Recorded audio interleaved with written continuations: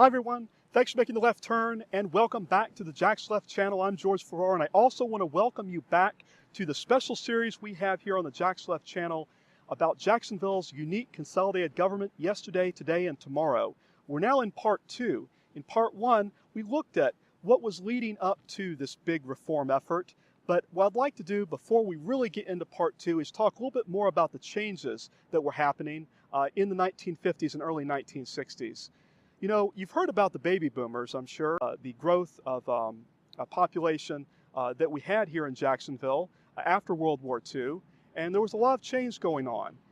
To accommodate a lot of the growth, because there was a lot of traffic, there was a development by the Florida legislature of the Jacksonville Expressway Authority.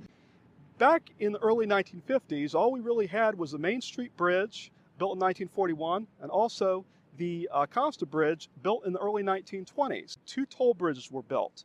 The Fort Warren Bridge in the early 1950s, as well as the Matthews Bridge in the early 50s. And these bridges and the expressways that hooked up to them enabled people to travel throughout Duval County and get to downtown quickly. So that this was dealt to deal with traffic, but also this helped to develop neighborhoods outside of the downtown Jacksonville area. What we now know, of course, is downtown Jacksonville. And so there was this demand for services outside the city government in the county.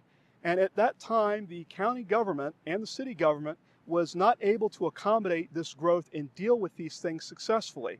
There was corruption, there was patronage, and we're going to talk a little bit about that now in part 2.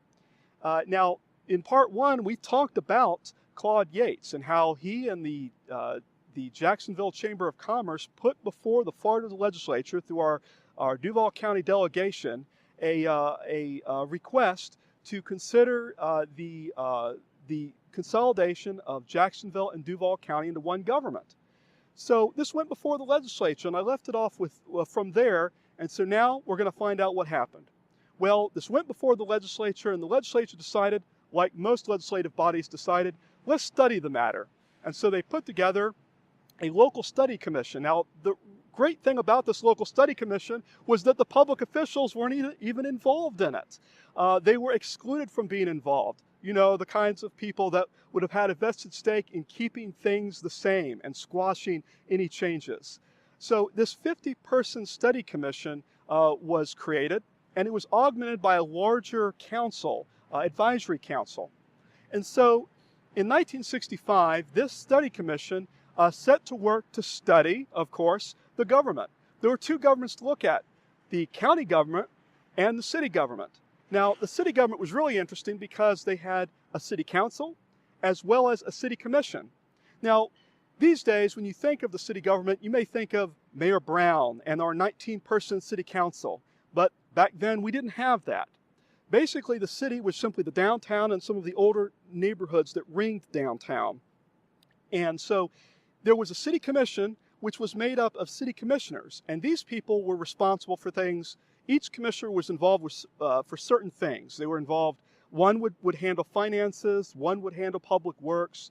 One would handle something else. So they had their own spheres of influence and control. They were kind of like medieval fiefdoms, but in some ways these were fiefdoms because there was corruption. No one wanted to look at what the other commissioner was doing. So one commissioner would say, well, I'm handling finance. I don't care what you're doing in public works commissioners, stay out of my business. And so they did this. And this had been something that had really been changed for many, many years, from the 20th century into the 1960s. So there was not very much accountability. And there was patronage. There was kind of a spoils system. You scratch my back, I scratch yours. There was even talk about, you know, take this or that off the top. Because people weren't paid very much to work in local government. The city commissioners and city council people weren't paid a lot. So there was influence peddling. Rigs on contracts, things like that, the kinds of things that can get public officials in trouble. Well, as it started to be investigated, a grand jury got involved. And you know, the grand jury, this grand jury that was not only indicting these public officials, decided why not make their own recommendations about what to do about the city and the county government. So this grand jury made their recommendations about what should be done. Meanwhile, the study commission is making their own recommendations about what should be done. And in the middle of it all were the people of Jacksonville scratching their heads wondering what was going on. Well, in the early days of local television, a channel that we know as Channel 4, WJXT, at the time a CBS affiliate, later to become an independent station, they did a documentary called Government by Gaslight, and they looked at all these different duplications of services, a city commission and a city council for just the downtown Jacksonville area and the older suburbs. And then they looked at the county government. And there's all this talk about all these different things that are going on and the fact that people weren't getting what they wanted out of local government. So they did this investigation. The Times-Union was doing an investigation. The grand jury was investigating. Everyone was investigating. And so finally, in January 1967, the study commission releases their findings in this amazing report called Blueprint for Improvement, which is an approximately 180-page document. If you're ever interested in 20th century Jacksonville history, looking from 1900 up to the mid-1960s, if you're interested in local government, I really encourage you to look at that report, because that report looks at statistics. It looked at what things were set up as in the local government in city and county, and they made their recommendations. And there were some movers and shakers in the business and the civic life that were involved in this thing. So they put together and put out this report. The head of this, the executive director of this effort, of this study commission, was a man named Lex Hester. We'll talk about him later in part 3. But also there was a man named J.J. Daniel, whose grandfather was actually involved in 19th century Jacksonville history. And this gentleman, J.J. Daniel, was a leader in the sense of what he was trying to do to get people aware about what was happening. So he did this. He was a chairman of this study commission. He was also involved in mortgage banking and lending and also real estate in one of the largest firms in the Southeast. The guy was really good at talking with people and getting to kind of get out there in the community. So these are interesting figures, interesting people. And in the meantime, of course, you have the city voting for their people, and then the people out in the county voting for their commissioners. So this is a multi-year process. So in January 1967, the study comes out, this report comes out, and then finally this study commission puts to the Florida legislature a proposed charter for the city of Jacksonville, which would be a consolidated government. So they released out this charter. It went before the legislature. The legislature signed off for it and said, okay, let's put it before the voters for ratification.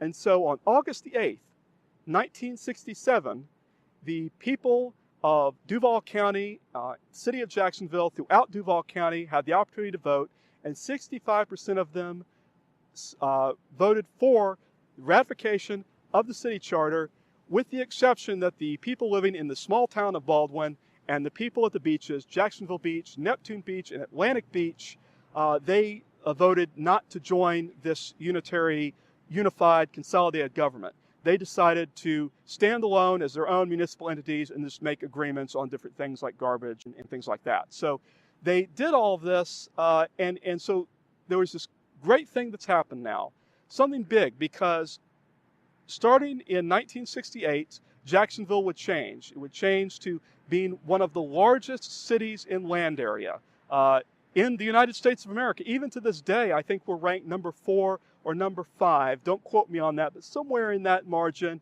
We're only exceeded, I think, by some cities in Alaska so far as land area, even today. So Jacksonville expanded in population, bringing in the county population as well as the downtown city population. And so there was this great effort and this great reform effort. So now we're going to look at, in part 3, we're going to look at what happened in October 1968 and going forward, and how we got to where we are now with the City Council's designated reform task force that's looking at consolidated government. They're going to actually have their recommendations in April 2014, and I'm going to be following it. So please stay tuned for part 3 and part 4 on the Jack's Left channel. I want to thank you for watching. Please subscribe to the Jack's Left channel. Please tell me what you think. I've got a lot planned for the Jack's Left channel, so please stay tuned. Thanks for watching. Take it easy. See you later.